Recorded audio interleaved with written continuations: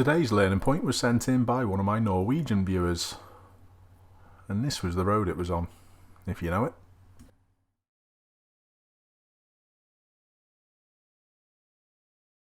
Firstly, I'd like to point out the time. That's it, 4:45 in the morning, and when you're travelling at these times there's rarely a lot of traffic on the road, but you've still got to be careful. People take risks because they're not expecting others to be there.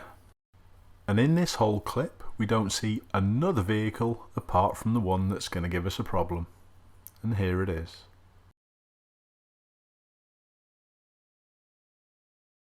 I would also like to add, nicely sorted and spotted by the camera.